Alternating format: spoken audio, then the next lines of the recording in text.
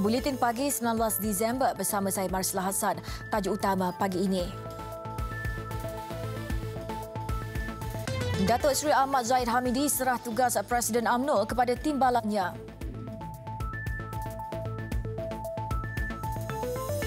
5 buah kereta rentung dalam kebakaran di Kota Kinabalu.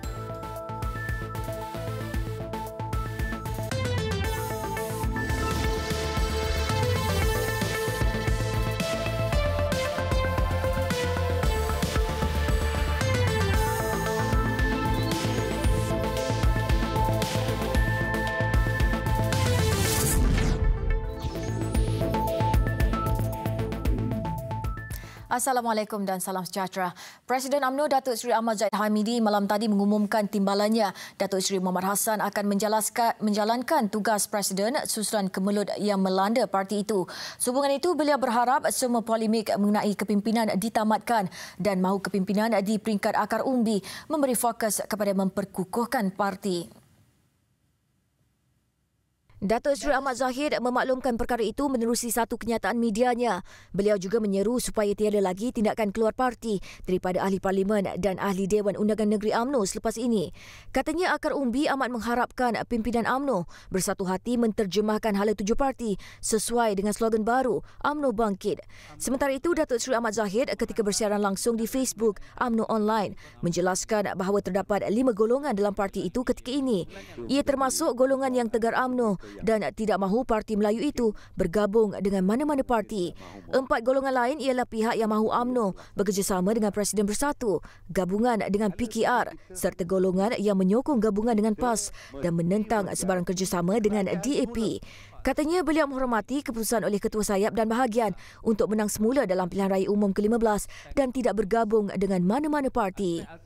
Amalgamasi ini iaitu aspek Datuk Seri Ahmad Zahid dalam sidang medianya menegaskan keputusan itu diambil beliau sebagai jalan tengah untuk menyelamatkan UMNO. Ini kerana bagi mengelak lebih ramai ahli parlimen dan pemimpin bahagian UMNO yang berhasrat untuk keluar parti. Jika benar saya menjadi punca utamanya, maka keputusan yang saya lakukan adalah kaedah yang sebaik-baiknya untuk saya memberikan kepercayaan kepada Yang Berhormat Datuk Seri Utama Muhammad bin Haji Hassan untuk menjalankan tugas-tugas Presiden. Beliau berkata demikian selepas sesi hati ke hati bersama Presiden UMNO di Menara Dato' On PWTC malam tadi. Ujarnya keputusan beliau itu sesuai dengan semangat perlembagaan UMNO bagi memberikan kepercayaan kepada timbalannya. Katanya Datuk Seri Muhammad Hassan kini memiliki kuasa penuh menerajui parti itu bersama-sama kepimpinan UMNO yang lain. Keputusan beliau itu telah dimaklumkan kepada timbalannya dan pemimpin yang lain. Maka kaedah yang terbaik. Adun Kuamud Masyung Banah yang bertindak keluar daripada UPKO pada 24 November lalu untuk menjadi adun bebas kini mengumumkan menyertai Parti Warisan Sabah Warisan. Masyung yang juga bekas naib Presiden UPKO berbuat demikian kerana yakin warisan memperjuangkan hak dan kepentingan semua kaum di Sabah. Masyung menyerahkan borang permohonannya kepada Setiausaha Agung Warisan Loreto Espadua di Tenem. Beliau disertai beberapa pemimpin UMNO dan Ketua Bahagian serta Timbalan Ketua Bahagian Parti Bersatu Sabah PBS Dun Kuamud. Saya berpendapat bahawa kali ini kita harus bijak untuk memilih membuat keputusan untuk memilih parti yang kita rasa boleh memayungi semua pihak dan tidak lain dan tidak bukan hanyalah parti warisan sahaja. Kemungkinan selepas ini parti-parti yang berasaskan suku kaum yang lebih kepada suku kaum kemungkinan tidak akan diterima lagi. Jadi disebabkan parti warisan ini adalah multiracial, parti berbilang kaum. Jadi sudah tentu ia akan mendapat tempat. Program ini diadakan sempena Majlis Rumah Terbuka Christmas peringkat Tenem. Penyertaan adun itu menjadikan Warisan Sabah kini memiliki 29 kerusi DUN. Persidangan Dewan Negara hari ini meluluskan rang undang-undang perbekalan 2019 yang memperuntukkan sejumlah 314.5 bilion untuk perbelanjaan kerajaan bagi tahun hadapan. RUU berkenaan yang diluluskan sebulat suara anggota Dewan Negara pada 8.30 malam tadi. Belanjawan itu telah dibahaskan 5 hari bermula 11 Disember lalu sebelum digulung oleh setiap kementerian selama 2 hari berakhir malam tadi. Timbalan Menteri Kewangan Datuk Amiruddin Hamzah ketika menggulung perbahasan RUU itu berkata, penyumbang yang memberi sumbangan kepada tabung penyelenggaraan Sekolah Jenis Kebangsaan SJK juga layak mendapat potongan cukai. Katanya penyumbang boleh menuntut potongan cukai berkenaan dengan syarat SJK itu telah mendapat kelulusan daripada lembaga hasil dalam negeri. Ia bagi penubuhan tabung pembinaan sekolah dan tabung sumbangan awam sekolah. Katanya penyumbang layak menuntut potongan cukai sehingga 10% bagi syarikat dan sehingga 7% bagi bukan syarikat. Sebelum ini, ketika pembentangan belanjawan 2019 diumumkan, semua penyumbang tabung penyelenggaraan sekolah kerajaan dan Institut Pengajian Tinggi Awam layak menuntut potongan cukai itu.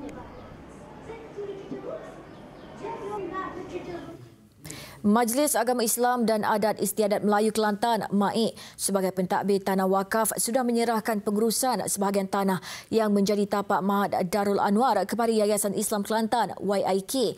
Esko Kelantan Datuk Dr. Muhammad Fazli Hassan berkata penyerahan sebahagian lagi tanah masih lagi dalam proses atas permintaan pemegang amanahnya.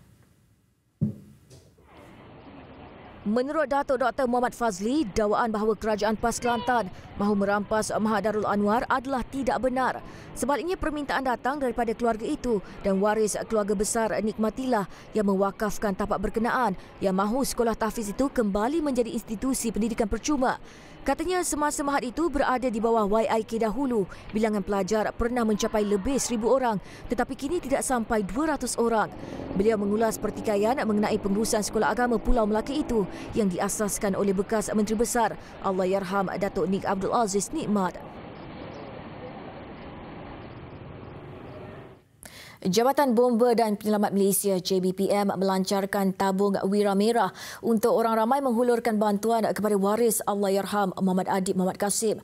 Bantuan boleh disalurkan melalui cek, sistem pemindahan wang secara elektronik EFT ataupun secara tunai. Pelancaran tabung itu yang berkuat kuasa hari ini disediakan oleh bahagian pengurusan korporat JBPM. Untuk berbuat demikian, orang ramai boleh merujuk akaun bank tertera.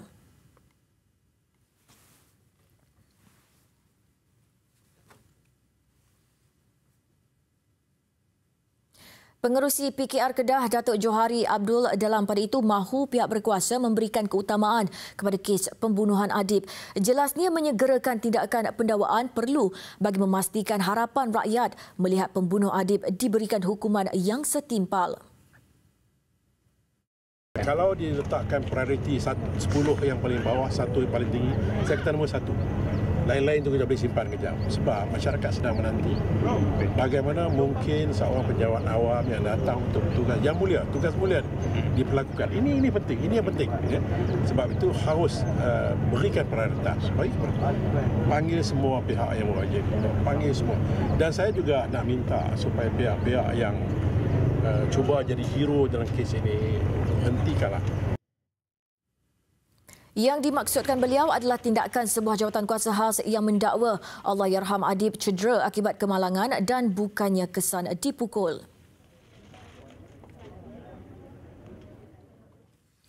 Sementara itu, pemangku Raja Pahang Tengku Abdullah Sultan Ahmad Shah menzahirkan rasa sedih dan simpati dengan berita anggota bomba Allahyarham Muhammad Adib Muhammad Kasim. Sehubungan itu, baginda menyeru semua pihak mengambil iktibar daripada kejadian itu agar tidak berulang sehingga menyebabkan nyawa yang tidak berdosa terkorban.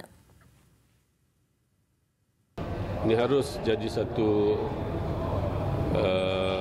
kata pelajaran bagi kita semualah, khususnya anak muda, supaya jangan kita cepat membuat tindakan-tindakan yang boleh mengakibatkan nyawa seseorang itu dan ataupun mana-mana tindakan-tindakan yang agak begitu agresif dan mungkin boleh mendatangkan musibah kepada mereka-mereka yang terlibatlah. Tita baginda mewakili keluarga merasa amat simpati dengan apa yang berlaku kepada Allahyarham Muhammad Adib. Baginda bertitah demikian selepas majlis penyerahan zakat perniagaan badan-badan korporat di Majlis Ugama Islam dan Adat Islam Melayu Pahang MUIP di Pekan.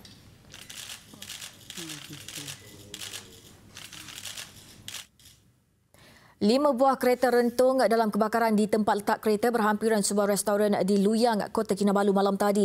Kejadian berlaku kira-kira jam 8 malam. Seramai 11 anggota bersama sebuah jentera bomba dan penyelamat lintas membantu operasi sebab menerima panggilan kecemasan jam 8.30 malam. Kenderaan yang terbabit termasuk kereta jenis Toyota Altis, Vios, Proton Persona dan BMW serta Toyota Vios dipercayai milik pengunjung di premis berkenaan.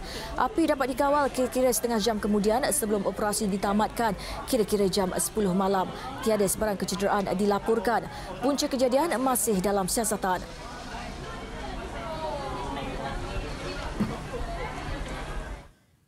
73,000 permohonan masuk ke negara ini ditolak oleh Jabatan Imigresen Malaysia JIM pada tahun ini.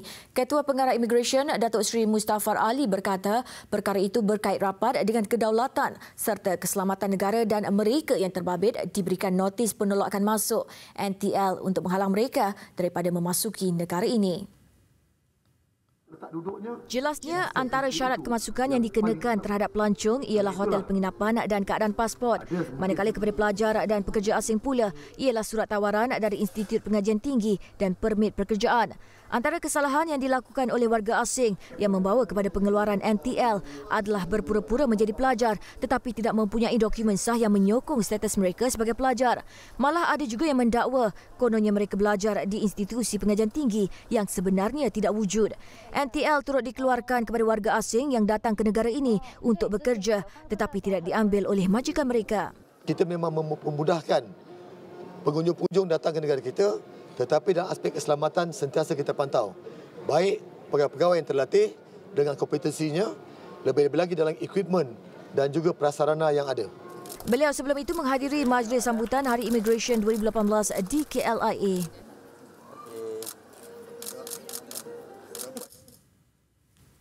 Struktur bangunan yang terlalu usang, sempit dan sesak.